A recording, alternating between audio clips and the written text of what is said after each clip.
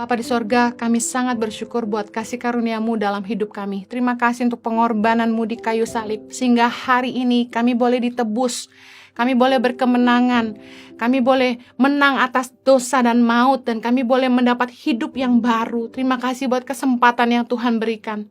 Ajari kami kebenaran firman-Mu, biarlah oleh roh hikmat dan wahyu kami boleh memahaminya dan menghidupinya. Tolong hamba-Mu, karena sungguh tanpa Engkau hamba tidak mampu. Kiranya Kristus yang selalu dipermuliakan dalam hidup kami. Demi nama Yesus kami berdoa. Amen. Selamat hari Jumat Agung. Saya berdoa agar setiap kita menghidupi kuasa salib dalam hidup kita, dan sungguh-sungguh menghargai pengorbanan Kristus agar hidup kita tetap merdeka. Hari ini saya akan menyampaikan firman Tuhan dengan judul Don't Dwell in the Past. Jangan hidup di masa lalu.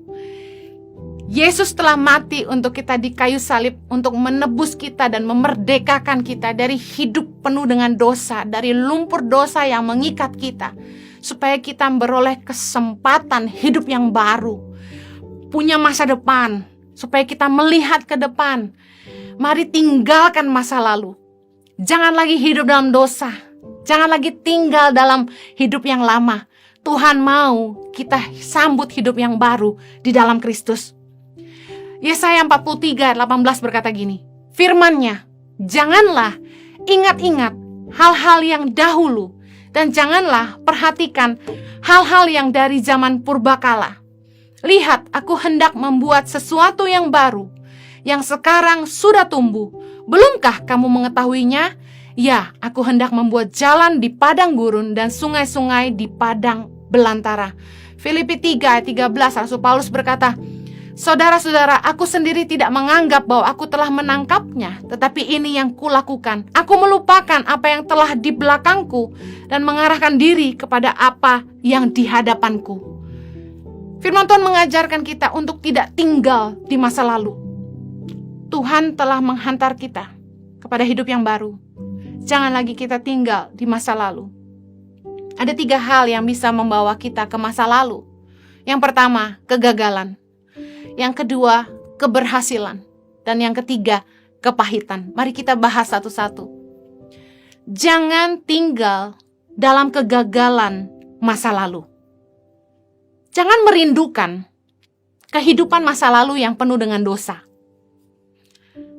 Jangan sampai kita membiarkan memori kesenangan daging yang dapat membuat kita menginginkan kembali apa yang telah kita lepaskan. Kadang-kadang ketika orang mulai nganggur di waktu-waktu luang mereka, pikiran mereka kemana-mana.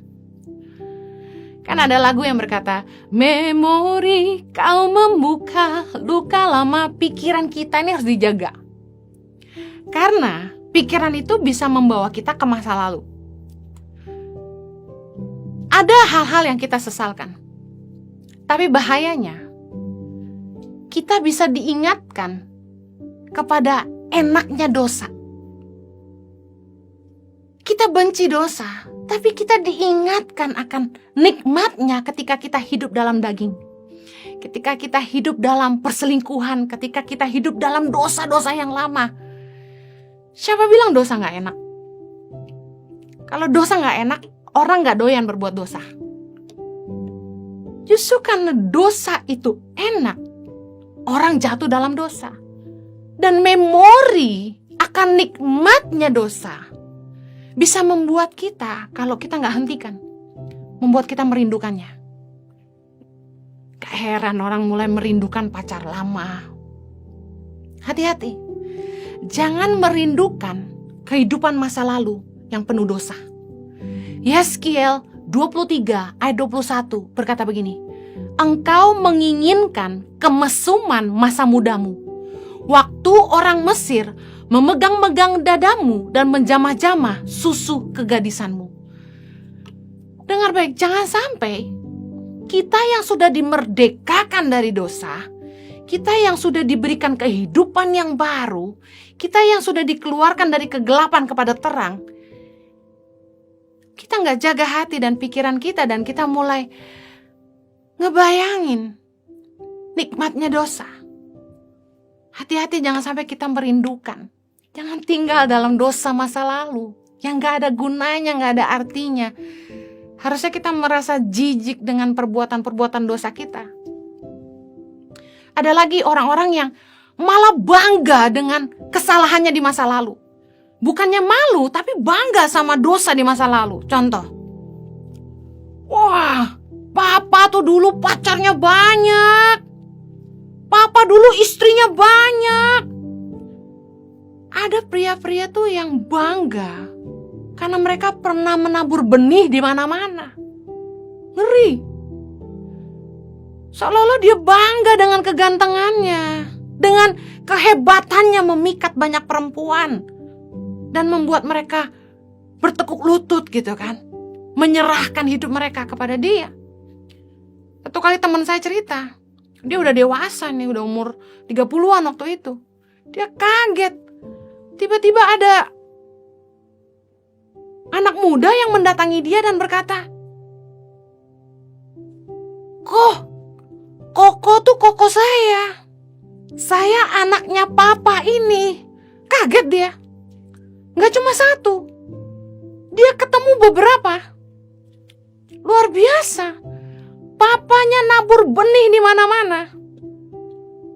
Yang malu anak-anaknya, yang kasihan anak-anaknya. Ada orang-orang tuh yang bangga sama dosa, kesalahan di masa lalu. Wah, dulu saya itu kaya, main judi di mana-mana. Semua kasino di seluruh dunia ini saya udah pernah main, katanya gitu. Wah, dulu saya kalau minum vodka, minum whisky, bisa 10 botol, gak mabuk. Wah, hebat. Hebat ya. Bangga gitu sama dosa di masa lalu. Bukannya menyesal hidup sia-sia, bukannya malu, tapi bangga cerita lagi ke anak-anaknya. Teladan apa yang kita mau tinggalin dari cerita-cerita kayak begini? Wah, saya itu bisa kaya kayak gini. Tahu Henny? Satu kali saya dengar orang cerita ke saya. Saya nipu dulu. Saya jadi kontraktor jalanan, dia bilang. Aspal itu saya tinggal tipisin aja berapa senti, duitnya berapa tuh, dia bilang. Ada orang-orang yang bangga pernah nipu jadi kaya. Dengar baik, kita gak boleh tinggal di kegagalan kita di masa lalu. Jangan sampai kita bangga, bahkan merindukan kenikmatan dosa. Tapi ada juga yang merasa rendah diri, tidak berharga, sehingga gagal untuk mempercayai kasih Tuhan dan melihat rencana Tuhan yang besar di depan. Ada orang-orang yang karena kesalahannya di masa lalu, mereka jadi rendah diri, merasa dirinya gak berharga lagi. Ada beberapa anak perempuan yang menghubungi saya di Instagram beberapa waktu lalu dan berkata, si Henny, Kak Henny, saya udah gak perawan lagi. Masih ada gak yang mau sama saya? Mereka depresi banget, takut gak laku, takut gak ada yang mau karena dosa di masa lalu. Dengar baik, dalam perjalanan hidup saya juga banyak bikin salah. Tuhan mengajar saya untuk mempercayai bahwa Tuhan tuh sayang sama saya, apapun keadaan saya. Kalau manusia tuh maunya terima kita dalam keadaan sempurna, Tuhan enggak. Tuhan itu pungut saya dari sampah, dari anak yang gak berharga bagi orang tuanya. Dan Tuhan kasih saya rencana yang besar bagi saya. Tuhan itu ngajarin saya untuk mempercayai bahwa Tuhan mau yang terbaik untuk saya. Percaya dan yakini bahwa seburuk apapun masa lalumu, Tuhan terima kamu apa adanya. Dan Tuhan itu pengen kamu menerima kasih-Nya. Percayalah bahwa Tuhan sayang sama kamu dan Tuhan punya rencana yang besar buat masa depanmu. Kamu gak kurang berharga buat Dia hanya karena kamu pernah hidup dalam dosa. Dengar baik, justru karena kamu berharga, Yesus mati buat kamu. Tuhan itu mengajar saya untuk mempercayai bahwa Tuhan tuh mau yang terbaik untuk saya. Dan saya yakin Tuhan juga mau Anda percaya bahwa Tuhan tuh mau yang terbaik untuk hidup Anda. Jangan tinggal dalam kegagalan masa lalu. Ada trauma-trauma di masa lalu yang mempengaruhi penilaian kita terhadap segala sesuatu. Ada baiknya, karena kita jadi orang yang lebih hati-hati, gak gampang percaya orang, lebih bijaksana. Ada hal-hal yang positif, tapi ada juga yang negatif. Trauma itu membuat kita membatasi diri untuk berbuat lebih. Contoh, saya punya trauma tenggelam. Karena waktu saya kecil saya pernah tenggelam, dan kakak saya yang menyelamatkan saya. Karena trauma tenggelam ini, saya takut untuk berenang di kedalaman. Satu kali saya berenang di kolam di apartemen. Waktu itu masih pacaran ya. Tiba-tiba Jojo datang dan lihat saya lagi berenang, dia kaget. Loh, kok kamu berani berenang di situ? Saya bilang, kenapa? Cetek kok 1,5 meter. Saya bilang, sedada aja. Dia bilang ini, enggak. Itu makin lama makin dalam, 3 meter. Saya posisi lagi berenang, langsung tenggelam. Begitu saya sadar itu kedalaman, saya langsung tenggelam. Saya dan anak-anak saya snorkeling di pantai di Bali. Saya takut. Saya nggak berani lepasin pegangan perahu karena saya tahu airnya dalam. Trauma tenggelam ini membuat saya takut berenang di kedalaman, sama dengan orang-orang yang mereka tinggal di masa lalu. Mereka punya trauma, disakiti. Mereka akan bangun tembok supaya orang gak sakiti mereka lagi. Trauma tuh membuat kita gak mau melakukan lebih. Saya punya trauma sama gereja di masa lampau, yang membuat saya tuh takut banget untuk terlibat di dalam gereja. Makanya saya jadi pengkhotbah keliling. Gak mau stay di satu gereja. Karena takut untuk terlibat di dalam gereja. Takut kecewa. Lebih baik gak usah tahu urusan dapurnya. Kita di luar aja. Dan berkali-kali saya dan Jojo ditawarin untuk menggembalakan. Saya tolak. Saya bilang sama Jojo, gak usah. Buat saya, tangan pengharapan tuh gereja. Gereja Tuhan yang hidup. Kan di mana 2-3 orang berkumpul, Tuhan hadir. Bukankah kita bait Allah? Wah, saya pakai jurus semua ayat. Saya gak mau jadi gembala. Trauma itu membuat saya membatasi diri untuk melakukan lebih. Saya bersyukur kalau hari ini Tuhan tuh mencemplungkan saya jadi gembala di Impact Community Indonesia, istri gembala. Saya cuma bilang, biar kehendak Tuhan yang jadi. Dan saya cuma bisa lihat kemurahan Tuhan dan kasih karunia Tuhan saja yang bisa membawa saya sampai hari ini. Dan saya percaya Dia yang memilih, Dia yang memampukan. Gitu aja. Orang yang tinggal di masa lalu, makanya sulit maju. Kenapa? Karena pengalamannya yang buruk di masa lalu, trauma-trauma di masa lalu yang akan selalu mempengaruhi penilaian dia, judgment-nya terhadap segala sesuatu. Contohnya, kegagalan kita dalam hubungan membuat kita jadi pesimis. Kita menilai semua orang sama. Contoh, kalau Anda seorang wanita yang pernah disakiti oleh seorang laki-laki, Anda akan berkata gini, semua laki-laki sama. Padahal cuma gara-gara satu laki-laki. Semua laki-laki sama. Padahal cuma satu aja. Kita kalau udah pernah dilukai biasanya gitu, jadi judgmental, jadi pesimis. Kita nilai semua orang sama. Pernah dilukai satu gereja, udah kita cap semua gereja sama gitu kan.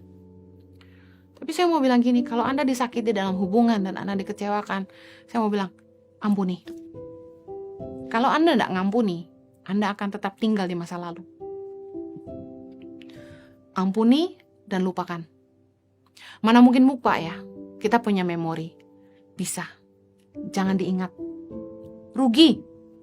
Kalau teringat, ya lepaskan. Tapi ampuni. Karena orang yang gak bisa ngampuni, yang akan terjebak di masa lalu. Jangan putus asa ketika kita gagal dalam hubungan. Coba lagi. Dunia gak selebar daun kelor, kata pepatah. Never lose hope. Berdoa sungguh-sungguh, Tuhan akan ketemukan dengan yang terbaik dari Tuhan. Jangan hidup dalam penyesalan. Katakanlah kita bikin dosa, kita udah terlanjur salah di masa lalu. Katakanlah anak gadis ada yang gak jadi perawan lagi gitu. Jangan hidup dalam penyesalan.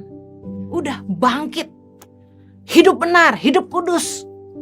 Tuhan itu Maha Pengampun dan Tuhan tuh selalu kasih kita kesempatan. Jangan tinggal di dosa masa lalu yang membuat kita lemah, tertuduh, patah semangat. Apalagi bahaya ini, mengasihani diri sendiri. Orang yang mengasihani diri sendiri sulit menang. Pakailah kegagalan kita di masa lalu untuk menjadi pelajaran berharga yang membuat kita jadi lebih baik lagi. Pakai kegagalanmu jadi pijakan, bukan beban. Bangkit dan belajar dari situ. Jadi lebih baik, lakukan hal dengan lebih benar, dan percayalah, Tuhan menyediakan masa depan yang penuh pengharapan. Yang kedua, jangan tinggal dalam keberhasilan masa lalu. Ada orang yang sukanya cerita tentang kesuksesannya di masa lalu. Padahal yang penting itu sekarang dan apa yang akan datang. Kita gak bisa mengubah masa lalu kita. Tapi kita bisa menentukan di mana kita mau berdiri hari ini dan kemana kita mau pergi. Percuma kita ngomongin masa lalu, oh gue hebat dulu, gue kaya dulu. Buat apa kita sukses, kaya di masa lalu kalau kita susah hari ini? Bangun dari mimpimu, jangan tinggal di masa lalu. Udah gak usah cerita, dulu saya kaya, dulu saya kurus, dulu saya terkenal. Yang penting itu sekarang. Pengkhotbah 7 ayat 10 berkata, janganlah mengatakan, mengapa zaman dulu lebih baik daripada zaman sekarang? Karena bukannya berdasarkan hikmat engkau menanyakan hal itu. Jangan fokus kepada kesuksesan di masa lalu. Karena Tuhan itu selalu membawa kita ke tempat yang lebih baik. Kalau kita hidup benar. Kalau kita mencari dahulu kerajaan Allah dan kebenarannya. Karena ada orang yang komplain gini, kayaknya dulu waktu hidup saya gak benar, saya diberkati tuh. Lalu kenapa waktu saya ikut Tuhan, saya jadi miskin? Ceritanya gini loh, hidup tuh kan tabur tuai. Tuhan ampuni dosa kita, tapi ada yang harus kita tuai kan dari taburan kita. Waktu kita memilih hidup benar, iblis juga gak seneng kan. Kita akan dihancurkan supaya kita kembali ke hidup lama. Kita akan diiming-imingi keinginan dunia, hawa nafsu, supaya kita jatuh. Yang pasti gini, kalau kita ninggalin hidup lama, kita ninggalin dosa, iblis gak seneng. Dia akan habisin kita juga.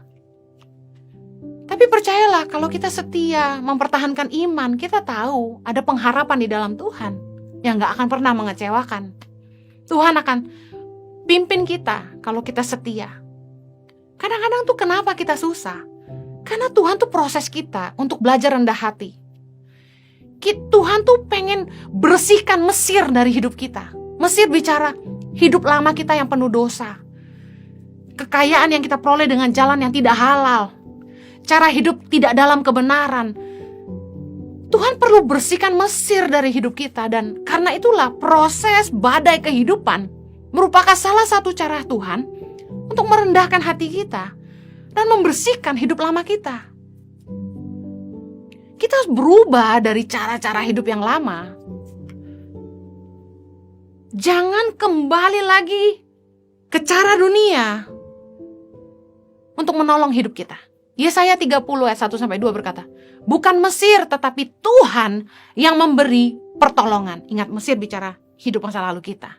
Bicara soal dunia, cara-cara hidup yang salah. Yesaya 30 ayat 1-2 berkata begini, celakalah anak-anak pemberontak, demikianlah firman Tuhan, yang melaksanakan suatu rancangan yang bukan daripadaku, yang memasuki suatu persekutuan yang bukan oleh dorongan rohku, sehingga dosa mereka bertambah-tambah, yang berangkat ke Mesir dengan tidak meminta keputusanku, untuk berlindung pada Firaun dan untuk berteduh di bawah naungan Mesir. Jangan mencari pertolongan dari dunia. Waktu kita tuh punya kebutuhan, hati-hati jangan sampai kita lebih cinta uang daripada Tuhan. Berapa kali saya ditawari cara-cara yang tidak benar untuk memperoleh harta. Mereka tahu yayasan kami butuh uang. Datanglah orang-orang kepada kami, nggak cuma 2, menawarkan money laundry. Bagaimana kalau mereka transfer uang ke yayasan, sekian miliar, yayasan boleh ambil sekian, sisanya kami harus store kembali ke rekening mereka. Berkali-kali saya tolak. Saya percaya kalau kita mau ditolong Tuhan, kita harus hidup dalam kebenaran. Kalau kita mau disertai Tuhan, kita harus menjauhi dosa yang justru memisahkan kita sama Allah. Jangan cari pertolongan dari dunia. Kita akan kecewa. Datang kepada Tuhan sumber hikmat. Dan Tuhan yang sanggup buat mujizat.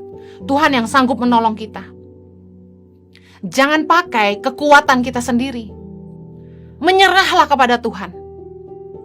Jangan menipu, jangan kedukun. Jangan menyuap orang. Udah jangan pakai cara-cara dunia. Ada orang yang pengen cari kaya, pengen dibukain usaha, mulai balik lagi ke kehidupan yang lama, mulai gaul dengan teman-teman lama di dunia gelap, supaya dibukain jalan. Dengar baik, Anda akan terperosok ke dosa yang lama dan Anda akan kembali ke kehidupan yang lama. Jangan pernah cari pertolongan dari dunia karena dunia itu kejam. Berharaplah kepada kasih karunia Allah yang memberikan nikmat dalam hidup kita dan kekekalan di kerajaan sorga. Yang ketiga, jangan tinggal dalam kepahitan masa lalu. Dalam perjalanan kekristenan saya tuh diajar Tuhan di awal-awal tuh justru untuk tidak menghakimi dan mengampuni orang yang bersalah. Satu kali saya simpan kepahitan kepada pemimpin saya. Saya keluar dari situ dan Roh Kudus bicara dengan begitu jelas buat saya. Tuhan bilang begini, "If I can deal with you, I can deal with them." Kalau aku bisa berperkara dengan engkau, aku bisa berperkara dengan mereka. Artinya gini, udah bukan urusan kita deh. Bukan bagian kita untuk menghakimi mereka. Orang yang jahat sama kita, orang yang bikin salah, itu urusan mereka sama Tuhan. Mereka gak akan jadi musuh saya. Saya belajar. Roh Kudus ajar saya waktu saya disakiti sama orang. Sampai lukanya tuh saking dalamnya. Bangun tidur aja ingat. Saya itu tuh berdoa. Saya bilang, Tuhan tolong saya. Saya gak mau hidup dalam kepahitan. Tuhan tolong saya. Dan tiba-tiba Roh Kudus tuh bisa ngingetin saya doa Tuhan Yesus di kayu salib. Lukas 23 ayat 34a, Yesus berkata, "Ya Bapa, ampunilah mereka, sebab mereka tidak tahu apa yang mereka perbuat." Saat itu saya langsung doakan, saya sebut nama orangnya, "Tuhan ampunilah mereka, sebab mereka tidak tahu apa yang mereka perbuat." Saya doain terus, seperti toilet di flush. Saat itu hati saya langsung lega. Saya langsung kayak lupa gitu mereka kenapa ya. Saya sampai kayak coba-coba apa ya yang dia ngomong ya, sampai gak bisa ingat. Sampai lupa. Kuasa firman itu luar biasa. Saya bilang, Tuhan tolong saya gak mau hidup dalam kepahitan. Dan Tuhan kasih kemampuan. Kita harus belajar ngampunin. Kita kalau gak bisa ngampunin kesalahan orang, Bapa di sorga juga gak akan ngampunin kita kan. Matius 6 ayat 14 katakan gitu.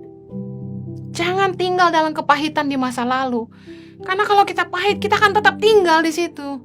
Saya ketemu dengan teman-teman satu gereja, pelayanan sama-sama, yang sama-sama dilukai oleh gembala.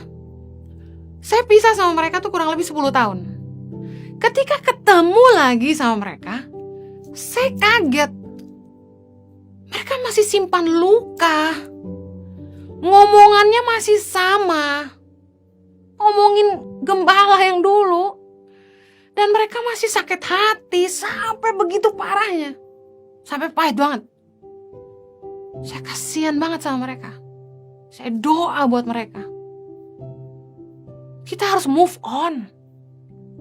Luka lama yang kita simpan dalam hati kita membuat kita tidak bisa maju ke masa depan. Jangan saling menghakimi. Yakini bahwa masing-masing orang itu bertanggung jawab sama Tuhan. Dengan demikian kita gak ada beban. Kok saya sih gini ya, saya bantu anak-anak pedalaman, saya gaji koordinator dan guru-guru di seluruh Indonesia lewat Tangan Pengharapan. Ada yang tanya sama saya gini, kalau dia gak jujur gimana? Saya cuma bilang gini, tanggung jawab dia sama Tuhan. Kita sebagai yayasan harus punya sistem yang jelas. No cash policy, no report, no support. Ada kontrol juga yang konsisten setiap bulan. Ada laporan yang harus dikirim. Ada kontrol di lapangan dan lain sebagainya. Ada cross check dan lain-lain. Dari situ kita bisa ketemu siapa yang salah dan yang benar. Tapi saya percaya gini, ketika orang bikin salah sama kita gak usah menghakimi mereka. Kan masing-masing kita tuh tanggung jawabnya sama Tuhan. Kalau orang jahat, kita jangan ikut jahat. Matius 7 ayat 1-3 bilang gini, tentang hal menghakimi. Jangan kamu menghakimi supaya kamu tidak dihakimi. Karena dengan penghakiman yang kamu pakai untuk menghakimi, kamu akan dihakimi. Jadi kalau kita menghakimi orang lain, kita juga akan dihakimi. Dan ukuran yang kamu pakai untuk mengukur akan diukurkan kepadamu. Hati-hati kita menghakimi orang karena ukuran yang kita pakai terhadap orang akan diukurkan juga sama kita. Ayat ketiga bilang gini, mengapakah engkau melihat selumbar di mata saudaramu sedangkan balok dalam matamu tidak engkau ketahui? Jadi ketika terjadi konflik, kita harusnya jangan pahit sama orang, tapi kita juga koreksi diri kita. Kalau saya jadi dia, kira-kira punya pemimpin kayak saya ini gimana ya? Memang gak mudah. Karakternya keras. Ya memang, oke, Ibu Heni baik katanya. Tetapi kan ada sisi ketegasan. Dan kalau dalam hubungan kita gak bisa terima lebih dan kurangnya orang, ya susah. Hanya mau kebaikannya, gak mau ketegasannya, gak bisa. Udah dia terluka, dia gak mau kerja dengan saya, gak masalah, gak usah hakimi gitu kan. Masing-masing orang kan punya pilihan. Tuhan aja gak maksa, kenapa kita maksa orang? Dan yang paling penting ini yang Tuhan ajarin saya. Waktu orang sakitin kita, waktu kita terluka, jangan mendoakan yang jahat terhadap orang itu. Matius 5 ayat 44. Tetapi aku berkata kepadamu, kasihilah musuhmu dan berdoalah bagi mereka yang menganiaya kamu. Kasihi musuh dan berdoa bagi orang yang menganiaya kita. Orang jahat sama kita, Tuhan suruh kasihi mereka dan doain mereka, bukan nyumpahin mereka. Kadang-kadang bahasa kita terlalu rohani. Biar Tuhan aja yang balas. Wow. Sebenarnya di baliknya tuh tersimpan kutuk. Kita tahu bahwa Tuhan akan balas lebih kejam gitu. Padahal waktu kita dijahatin orang, Tuhan itu tertarik untuk memperhatikan reaksi hati kita. Amsal 24 ayat 17-20. Jangan bersukacita kalau musuhmu jatuh, jangan hatimu beria-ria kalau ia terperosok. Kita tuh gak boleh senang lihat musuh kita jatuh, dan jangan sampai kita happy dia tuh jatuh terperosok. Ayat 18. Supaya Tuhan tidak melihatnya dan menganggapnya jahat, lalu memalingkan murkanya daripada orang itu. Jangan menjadi marah karena orang yang berbuat jahat. Jangan iri kepada orang fasik, karena tidak ada masa depan bagi penjahat, dan pelita orang fasik akan padam. Kita udah tahu bahwa masa depan orang fasik itu pelitanya padam. Orang yang jahat, masa depannya tuh firman Tuhan tahu pasti. Udah ngapain kita marah sama mereka? Mereka tanggung jawab sama Tuhan kok. Kalau kita punya dua anak, yang satu dipukul lalu dia mengalah, kita akan bela dia. Tapi kalau dia balas mukul, ya kita diamin aja ya. Lu balas. Sama jahatnya, sama nakalnya. Tuhan justru ngelihat reaksi kita ketika kita disakiti orang. Kalau kita bereaksi dengan benar, kita tetap baik sama dia, kita tetap mendoakan dia. Dengar baik, pembelaan itu datang dari Tuhan. Itu baru benar. Saya mau tutup dengan ayat ini. Jangan tinggal di masa lalu, mari mulai hiduplah yang baru. Efesus 4 ayat 21. Karena kamu telah mendengar tentang dia dan menerima pengajaran di dalam dia, menurut kebenaran yang nyata dalam Yesus, yaitu bahwa kamu berhubung dengan kehidupan kamu yang dahulu, harus menanggalkan manusia lama yang menemui kebinasaannya oleh nafsunya yang menyesatkan, supaya kamu dibaharui di dalam roh dan pikiranmu, dan mengenakan manusia baru yang telah diciptakan menurut kehendak Allah di dalam kebenaran dan kekudusan yang sesungguhnya. Mari tanggalkan masa lalu kita, tanggalkan manusia lama kita. Jangan lagi hidup di masa lalu. Tuhan sudah menyediakan kita masa depan yang penuh dengan pengharapan. Saya berdoa agar Anda boleh melupakan dan tidak tinggal di kegagalan masa lalu, di kesuksesan masa lalu, dan dalam kepahitan. Saya berdoa Anda menang dan Tuhan memberi Anda kehidupan yang jauh lebih baik dari sebelumnya. Mari kita berdoa. Bapa di sorga, hamba bersyukur buat kasih karunia-Mu dalam hidup kami. Kalau Tuhan boleh memberikan kami pengampunan dan juga kesempatan untuk hidup yang baru. Biar setiap kami boleh embrace, boleh hidup di dalamnya. Kami boleh terus berharap kepada Tuhan dan terus diubahkan dan dibaharui dari hari ke hari. Supaya kami punya pengenalan yang benar akan Tuhan. Dan Tuhan boleh senantiasa menuntun kami dan menyertai hidup kami. Terima kasih Bapa, menyerahkan umat-Mu ke dalam pimpinan-Mu dan kasih karunia-Mu. Demi nama Yesus kami berdoa. Amen. Have a blessed week. God bless you.